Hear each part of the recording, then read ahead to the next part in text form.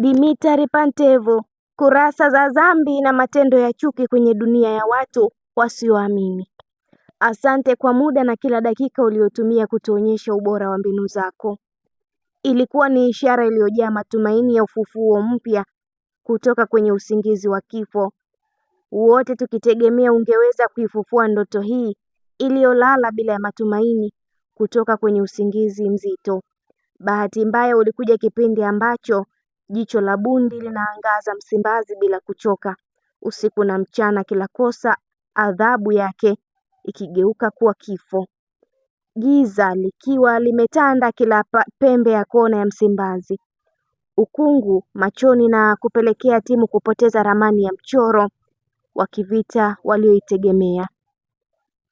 Simba ipo kwenye maombolezo ya msiba wa kupoteza ufalme wake nyikani. Simba dume, ile Simba iliyoitingisha Afrika kwa ubora wake, haipo tena.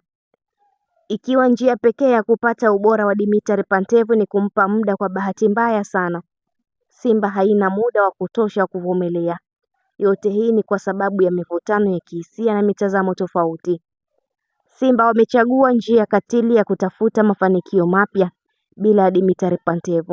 Huenda uchanga wa mbinu zake zimemzamisha kwenye dunia upweke ya maombolezo bila kujua dunia imekosea nini. Dimitar Pantev anaondoka na mbinu zake.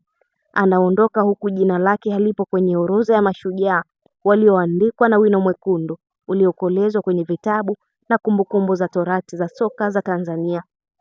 Kwenye kundi la watu wasioamini, mimi nilibeba imani yangu haba, nikiamini Pantev alihitaji ukatili wa Morris Abraham mbele ya lango la Petro de Luanda na miujiza ya Jonathan Soa mbele ya Stade Malien ili kuanza kuijenga Simba mpya. Lakini ni kama miujiza ya Morris ilikwenda likizo isiyo na malipo, huku Jonathan Soa akikosa njaa na kiu ya kuwa katili kila alipotazamana na nyavu.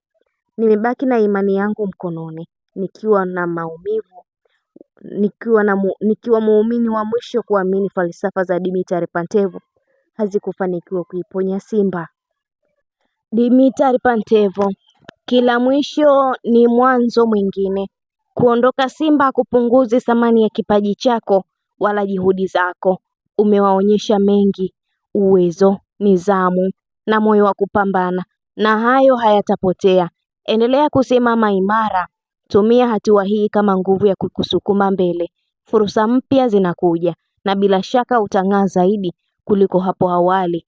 Kile ulichojenga kitazidi kukuinua. Usikate tamaa, bado safari yako ya mafanikio inaendelea. Dimitar Pantev, katika safari ya mpira wa miguu, kila hatua ina maana yake.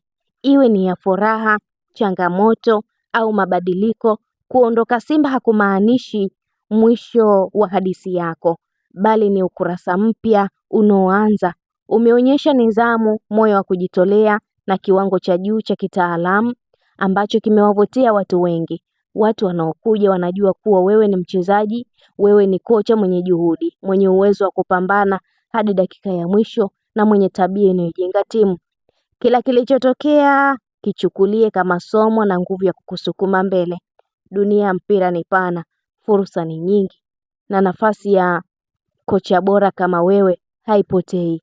Ulichokionyesha Simba ni zaidi ya uaminifu. Ulifundisha watu thabiti, ukomavu na heshima katika kazi. Usiache kuamini katika safari yako, kwa sababu mara nyingi mafanikio makubwa hutokea baada ya hatua ambayo watu wengi huita mwisho. Endelea kufanyia kazi ndoto zako. Endelea kuwa na moyo ule ule wa kupambana, na ujue kwamba bado una mashabiki wengi wanaokuombea mema na wanaoamini safari yako bado itang'aa zaidi. Kila unakokwenda beba matumaini na ari ile ile iliyokuvusha hadi hapa. Mwanga wako haujazimika, umeelekezwa tu kwenye njia mpya. Kila laheri na uendelee kupaa. Niliyekusomea makala hii kuhusu Dimitar Pantev, mimi ni Lizo Spoti. Endelea kutufuatilia mtazamaji wetu wa Nile TV. Pia usisahau kulike, kushare, kucomment pamoja na kusubscribe channel yetu ili uendelee kufurahia taarifa zetu mbalimbali za kimichezo kutokea ndani na nje ya mipaka ya Tanzania. Makala mbalimbali pia zinavyohusu wachezaji, makocha, unazipata hapa Nile TV.